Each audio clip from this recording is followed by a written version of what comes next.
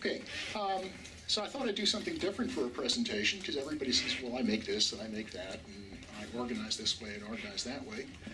So I thought I'd talk about one color, yellow. And how much do we know about colors, and then a little bit later I'll get into what this has to do with crafts. But color is a perception. We see colors when we shine a light on something, and I put this thing together real quick, so I don't have the best, that was the only thing I could find in the house that was yellow. And somehow the light changes when we shine this light on something, the item changes the light and our brains perceive it as yellow. And strictly speaking, yellow is not a property of the fan. Yellow is something in our brain. The fan meaning the color wheel? The color fan over there.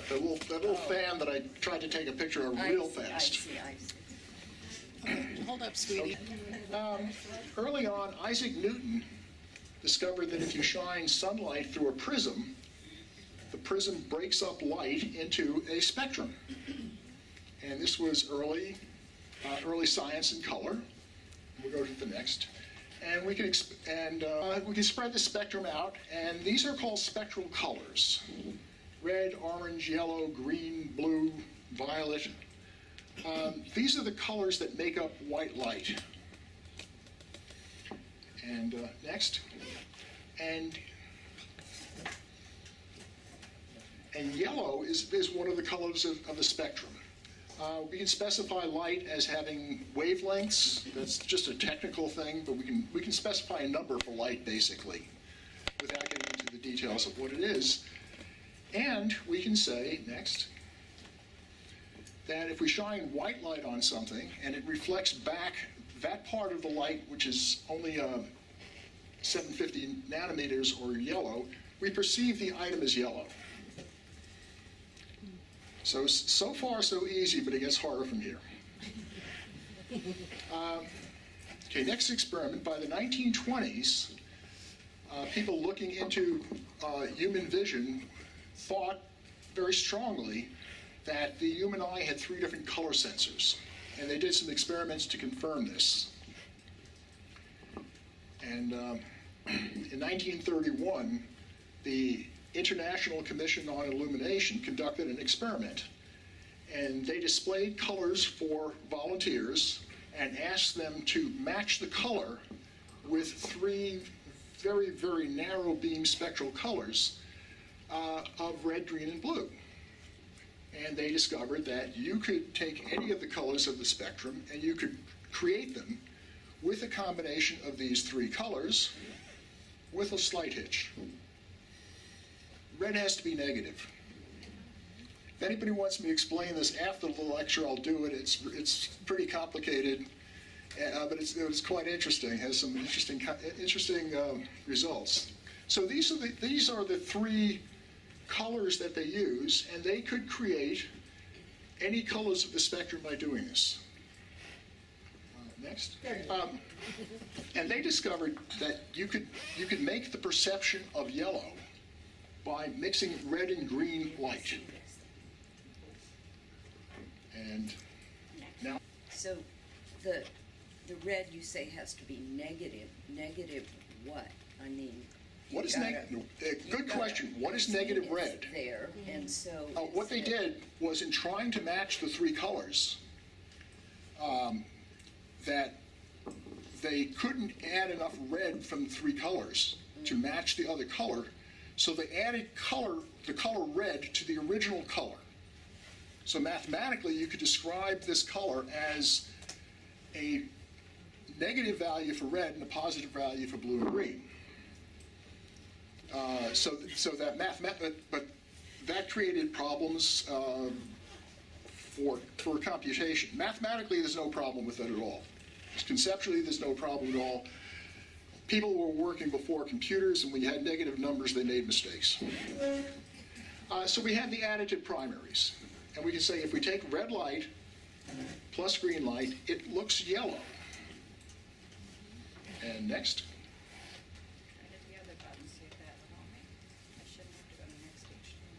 Well, if it works, it works. So which is yellow? And the answer is both. The answer is that we perceive an object of yellow if it reflects the spectral yellow light at us. And we also perceive an object as yellow if it reflects both red and green. Completely different spectrums. Colors look the same to the human eye because color is a human perception. And the spectrum of light reflected from two objects of the same color, two objects that look identical, the spectrum coming off them can be quite different.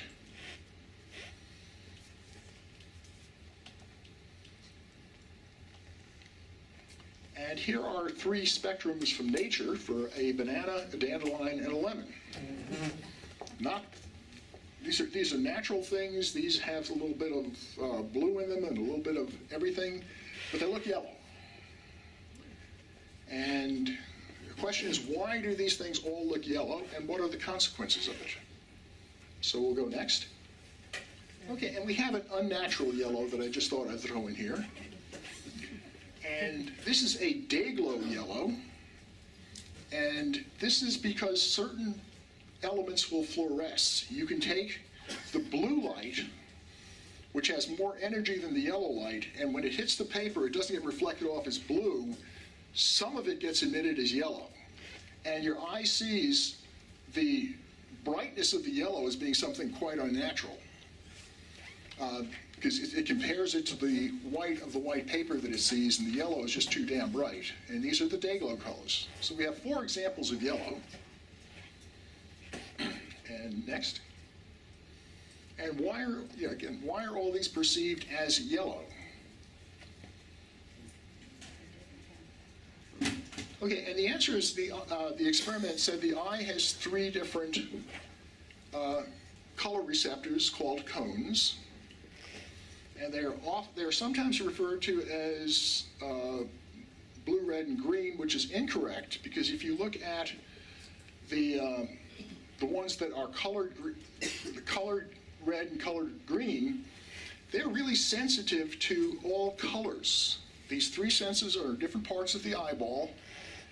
So if a green particle of light hits the red sensor, it will register as red. And whatever combination has, these are additive. So if there's a little bit of green and a little bit of red, you get one number coming out of the sensors. And this number goes to the brain, and this number tells the brain what color to perceive it as. And here, just to take the yellow example, the spectral yellow on the left is where the red and green are equal, which is not exactly true because these are, that's not 570 nanometers, but just to illustrate it. And the 2 spectral colors on the right also have an equal green and red component, and they are perceived as yellow. Is the SML, is that for slow, medium, and S and L are short, medium, and long wavelengths, which is the preferred way of describing them. Yeah. The And that's the scale on non-preferred, the bottom, and that's the scale on the bottom of the chart. yeah, Right. they are short, medium, and long wavelengths. Okay, next. What happens if the light is dim, like here? Well, we're not dim enough here to do it yet. In dim light, the cones do not work. And there's a 4th sensor called a rod. And the rod comes in dim light to give us night vision. And since there's only one rod, it doesn't differentiate between colors. We lose colors at night. So okay, if I have several objects and they have different spectrums, but they all appear to be the same, so what? And this is where we get into crafts and art and stuff. And the answer is they appear the same under the light source that we look at them. If we use a different light source, they will appear to be different colors. So if you take 4 examples of yellow and view it under one light where they all appear to be the same, let's say daylight, and you then view them under fluorescent light or under tungsten light, they can easily appear, and probably will appear, to be different colors. This is a color matching problem for people that need to have something of different material, and they need it to be the same problem. It's a major, major problem for industry. Okay, so this is the spectrum of different light sources to show how different it is. And we have daylight, we have incandescent. Fluorescent is absolutely horrible in rendering colors. But you get these color shifts in everything that you do, and it's there, and it's best to be aware of it. There's no simple solution to it. Well, how bad can this get? How bad can these shifts be? And here we get into something that's, this is a little technical. The colors on the cows, this is Medi-Cal by the RIT Color Lab, Munsell Color Lab of RIT. And this is in the public domain, and this is a big computer simulation that they use to do this. And they use cows probably just to be cute, but they wanted some three-dimensional shapes with them to compare colors. And they took the spectrum of a standard color chart, which are the colors that you see there. It's a small standard color chart, and half of the cow is rendered with that color, and the other half of the cow is rendered with a spectrum that is far away as you possibly get mathematically, yet produces the same color under daylight. And there's a couple of different daylights, so we're calling this one D65, just to be precise. So what happens if you take these colors and you show this under tungsten light? Okay, again, this is worst case. You're not going to see it becoming this bad. I see in the yellow, I see some orange, and orange on one side, yellow on the other, but some of the other colors are really, really off. There's the potential for colors to be completely off. And since they had this chart too, here's a camera under the same D65. So if we take these cow images, and these are renderings, and a human being will see these cows as the front and back being exactly the same color. But the camera will see these colors quite differently. Cameras, back up. So here's just an example, again, reminding people that this is a simulation. You're not going to see this if you buy things that are yellow, but you will see color shifts in things under different light, and you need to be aware of it. Okay, but there are more things that affect how colors look. This is the very simple thing of, okay, I add this color, red, green, and blue, or short, medium, and long, and it looks this way, but it's not quite that simple. So we go to the next picture, and the two X's are the same color, but they're against a different background, and they appear differently. An important thing to consider as you take colors and you add colors to different projects. How a color appears depends upon what's near it. Colors can appear radically different. We'll go to the next one. And on the top of the cube is a color marked A. On the side of the cube is a color marked B. And at the bottom of the cube, off the cube, is a square marked C. These three squares are exactly the same color. I pull these up in Photoshop, I put a little eyedropper on them, and they register exactly the same color. But your eye sees these things differently. Your eye is looking at the context of what you're seeing, saying, how do I make sense out of these things? How do I interpret color? And I now have a test for you. Next. Actually, two questions. A and B, which is darker? Anybody else? I think B because it has more shadow. Okay. And we'll go to the next one. And again, A and B, which is darker? Darker of what? They're the same. Okay, somebody says A is darker, somebody else says they're the same. The correct answer on both of these, to show how context affects what you see, is that A and B on both of these are the same color. You gotta be kidding. And for Celia, to prove this to herself, I only did this for the second one here, but I have the original picture with a cutout that you can put over it. And we'll put it up at the front desk for the speaker, and you can look and you can see how different, how these two colors that appear very different are actually the same color. Okay? So I hope this was interesting. I will take any questions at this point.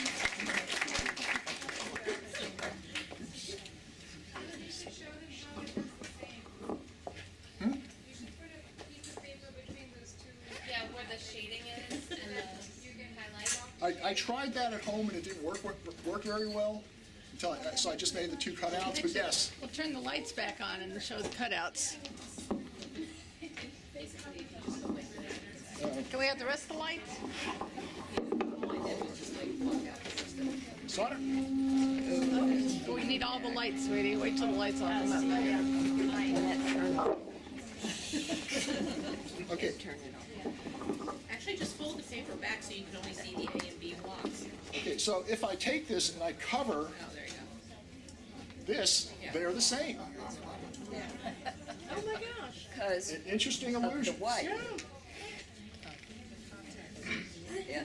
Colors. That's we're all in deep doo-doo here. Never trust your eye again. Jennifer. I just wonder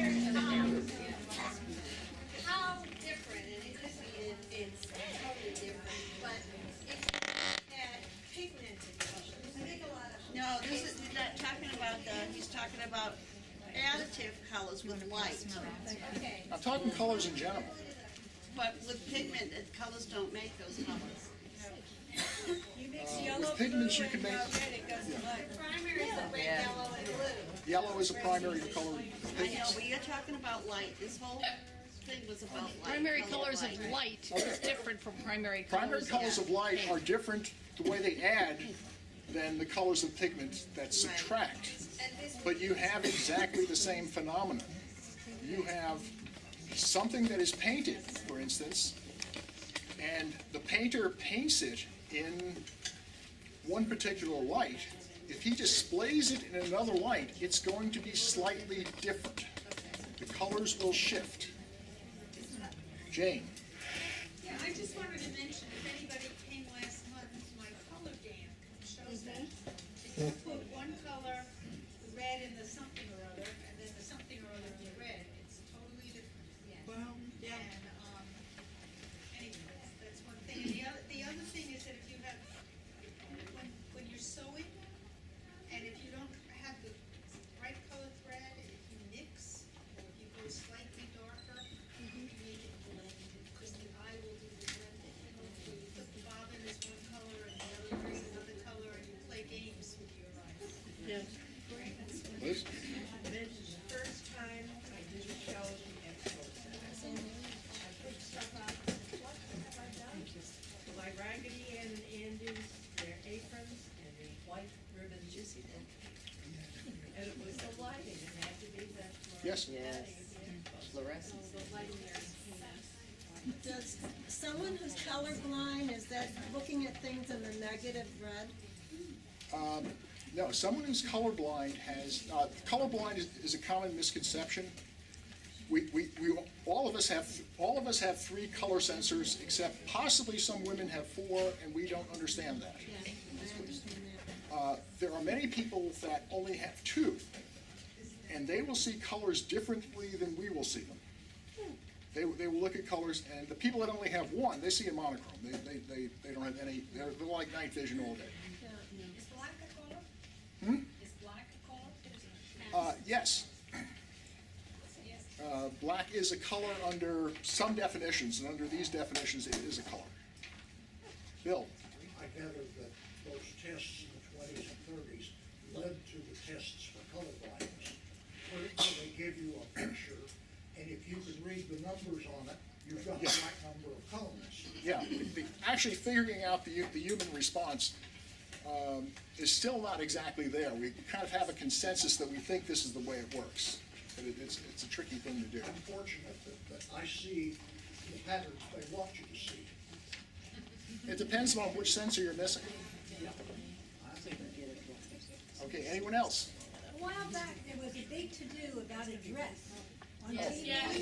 Absolutely. I saw it as white and gold. I think my husband saw it as white and blue. I'm not sure which. There was, I saw it as a crappy picture. Michelle is correct. There was on the internet. Yeah. There was a dress Yeah. that was a different picture taken from an ad, and about 70%. And the question was, what color was It it? was a striped dress. And people looked at it, and was the dress, was it blue or yellow, I think? It was black and Well, no. Yeah. Black and blue or white and gold. I saw it as blue, but there were people swearing that it was white or gold. I saw it as And there were- both. I saw it as both. I couldn't see the gold. I had to kind of shift my eyes. A few but I people have could seen it see shift. that. I couldn't make it shift. I was playing with it. But that's an extreme example of not the lighting, but it's an example of the context that you had, as Michelle says, a crappy picture, poor white balance, and how it was backlit. So your brain is trying to say, okay, if the light's in the back, what's going on in front? And the brain will go blue or white. And people were fighting with each other and calling each other stupid. But it was a cool idea. Yeah, very. Yeah, and again, some people saw it shift. Some people would just watch it and go 1, 1, 2, 1, 2. Not everybody, but Did you see it? I didn't see it. okay. Anybody else? There's if you look at a color for a long period of time, it'll shift also. If you look at a different, You get it after it. that's what it is. That's a funny thing. The theory is that the way the eye sends color to the brain is it doesn't send the long, medium, and short, but it converts them to luminosity, which is dark and light. And another thing that's green, yellow, or it's a green-yellow axis. It doesn't define one color. It could be one side is one color and one is the other. And that is what's caused. That's what causes that after image. Thank you so much.